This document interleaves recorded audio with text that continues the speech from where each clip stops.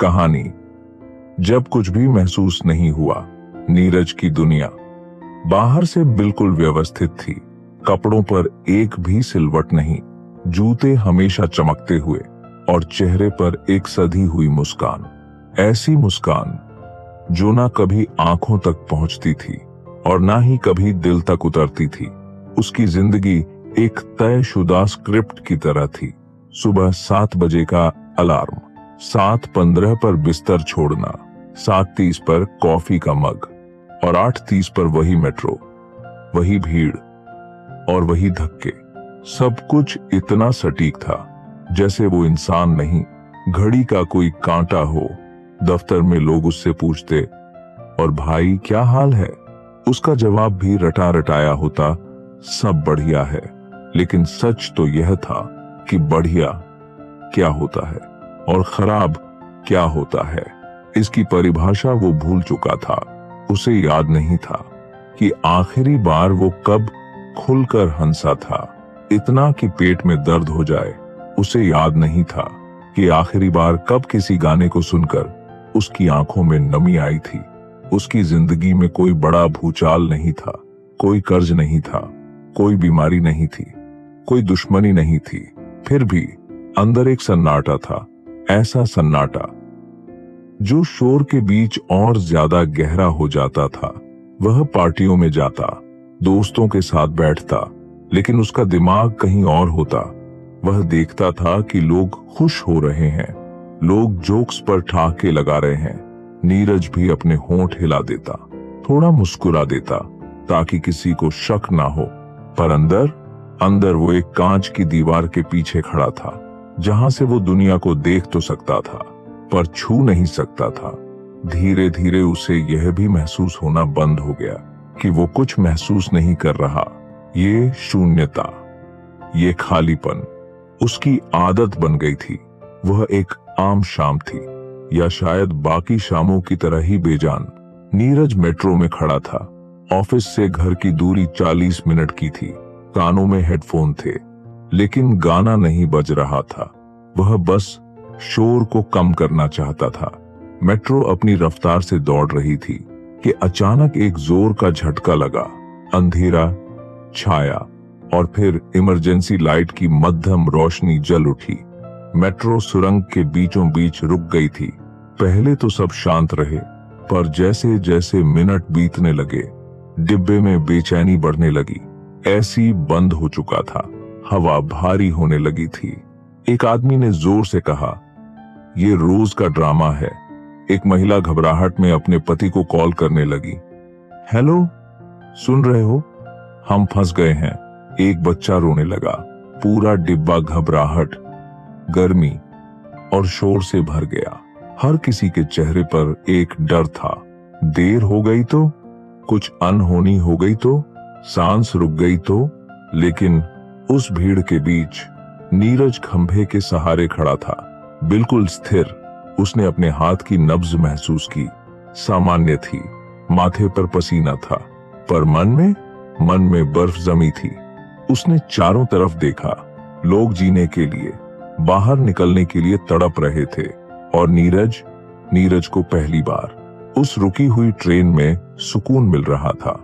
उसके मन में एक ख्याल आया, एक बहुत ही भयानक ख्याल। अगर यह ट्रेन कभी आगे न बढ़े तो, अगर मैं यहीं रह जाऊं हमेशा के लिए, तो मुझे कल ऑफिस नहीं जाना पड़ेगा। मुझे मुस्कुराने का नाटक नहीं करना पड़ेगा। मुझे यह दिखावा नहीं करना पड़ेगा कि मैं जिंदा हूं। यह ख्याल उसे डराने के बजाय एक अजीब सी राहत दे गया, जैसे किसी ने उसके कंधों से सालों पुराना बोझ हटा दिया हो। तभी एक झटके के साथ लाइट वापस आई। एसी चला, ट्रेन चल पड़ी। लोगों ने तालियां बजाईं, कुछ ने भगवान का शुक्रिया अदा किया। सबने अपने फोन निकाले और दुनिया को बताने लगे कि वो बच गए। नीरज ने अपनी मुट्ठी भींची। उसे बचना नहीं था, वह तो उस ठहराव में हमेशा के लिए खो जाना चाहता था। उस रात घर पहुंचकर नीरज ने चाबी घुमाई। ताला खुलने की आवाज गूंजी। घर खाली था, हमेशा की तरह। उसने जूते उतारकर एक कोने में रखे, बैग सोफे पर फेंका और बिना कपड़े बदले, बिना लाइट जलाए फर्श पर बैठ गया। सामने की खिड़की से शहर की रोशनियां दिख रही थीं। दूर कहीं गाड़ियां चल रही थीं। लोग अपनी मंजिलों की तरफ भाग रहे थे। नीरज ने खुद से पूछा, मैं कहां भाग रहा हूं? उसे अपना बचपन याद आया। वो छोटा सा नीरज जो बारिश देखकर खुश होता था, जो कागज की कश्ती डूबने पर रोता था, जिसे चोट लगती थी तो दर्द होता था। वो दर्द कहां गया? उसने अपनी छाती पर हाथ रखा। दिल धड़क रहा था मशीन की तरह, लबडब लबडब, पर वहां कोई भावना नहीं थी। उसने कोशिश की। उसने सोचा, चलो किसी बुरी याद को याद करते हैं, शायद रोना आ जाए। उसने अपनी मां की बीमारी याद की। कुछ नहीं हुआ। उसने सोचा, चलो कुछ अच्छा याद करते हैं। उसने अपना कॉलेज का पहला इनाम याद किया। फिर भी कुछ नहीं हुआ। वो अंदर से बंजर हो चुका था। एक ऐसा रेगिस्तान जहां बारिश की उम्मीद भी खत्म हो चुकी थी। उस रात उसे नींद नहीं आई।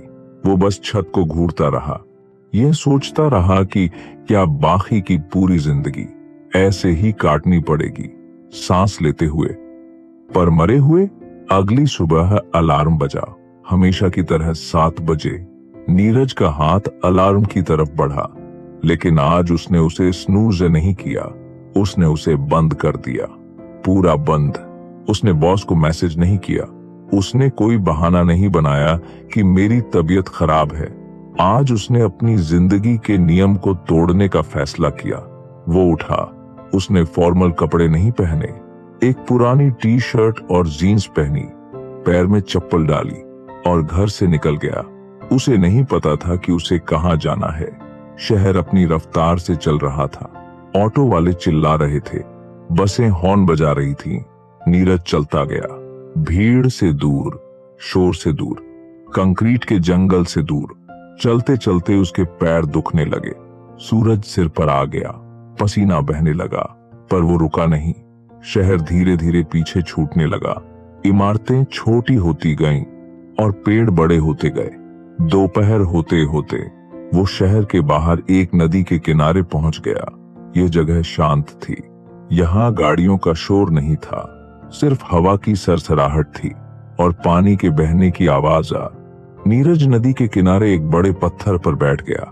सामने पानी बह रहा था, निरंतर, अविरल। उसने पानी को गौर से देखा। पानी का रास्ता आसान नहीं था। रास्ते में बड़े बड़े पत्थर थे, कीचड़ था, मोड़ थे। पानी पत्थरों से टकराता, बिखरता, लेकिन फिर जुड़ जाता और आगे बह निकलता। पानी रुक नहीं रहा था। वो शिकायत नहीं कर रहा था, वो बस बह रहा था। नीरज को अचानक अपनी और उस पानी की तुलना करने का ख्याल आया। उसने सोचा, यह पानी पत्थरों से टकराकर भी जिंदा है, इसमें गति है, और मेरे रास्ते में तो अब कोई पत्थर भी नहीं है, फिर भी मैं रुका हुआ हूं, सड़े हुए पानी की तरह। उसने एक छोटा कंकड़ उठाया और पानी में फेंका। लहरें बनी और मिट गईं।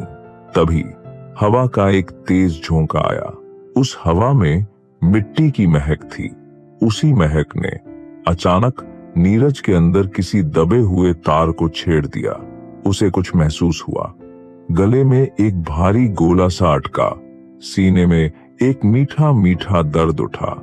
यह शून्यता नहीं थी, यह दर्द था, असली दर्द। सालों से जो बांध उसने अपने अंदर बना रखा था, जिसमें उसने अपने आंसुओं, अपनी हंसी, अपने गुस्से को कैद कर रखा था, उस बांध में एक दरार आ गई। उसकी आंखें भर आईं।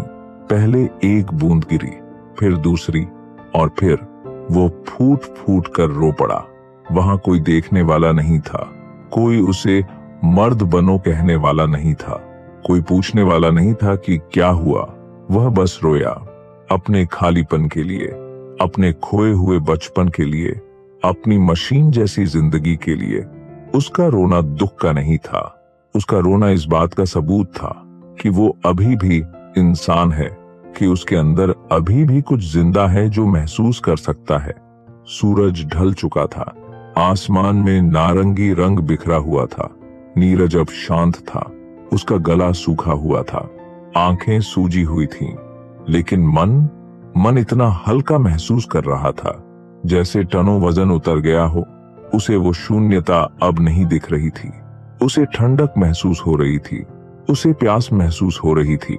वो उठा, उसने नदी को आखिरी बार देखा और हाथ जोड़े जैसे किसी गुरु से विदा ले रहा हो। घर वापसी का रास्ता वही था, लेकिन चलने वाला इंसान बदल चुका था। जब वो शहर में वापस दाखिल हुआ तो शोर अभी भी था, भीड़ अभी भी थी, पर अब वो शोर उसे काट नहीं रहा था। घर पहुंचकर उसने आईना देखा, चेहरा वही था, पर आंखों में वो मरे हुएपन की जगह एक चमक थी, एक उम्मीद थी। उसे पता था कि कल सुबह फिर वही ऑफिस जाना होगा, फिर वही काम करना होगा। दुनिया एक दिन में नहीं बदलेगी, लेकिन उसे यह भी पता था कि अब वो मशीन बनकर नहीं जाएगा। अगर उसे दुख होगा तो वो उदास होगा, अगर उसे खुशी होगी तो वो हंसेगा। वो अब अपनी भावनाओं को दबाएगा नहीं। उसने डायरी उठाई और लिखा, जिंदगी का मतलब सिर्फ सांस लेना नहीं है, जिंदगी का मतलब है महसूस करना। चाहे खुशी हो या गम, महसूस करना ही हमारे जिंदा होने का सबूत है। आज मैंने खुद को माफ किया, आज मैं जिंदा हूं। दोस्त, अगर आप भी नीरज की तरह सिर्फ दिनों को काट रहे हैं, जी नहीं रहे, अगर आपको भी लगता है कि सब कुछ होकर भी अंदर कुछ खाली है, तो ठहरिए, किसी नदी के पास जाइए या बस खुद के साथ बैठिए, उस दर्द को बाहर आने दीजिए, क्योंकि जब तक पुराना पानी बहेगा नहीं, नया और साफ पानी अंदर आएगा नहीं। महसूस कीजिए, क्योंकि आप मशीन नहीं है, आप इंसान हैं। यह है निज ज्ञान, खुद को जानने का सफर।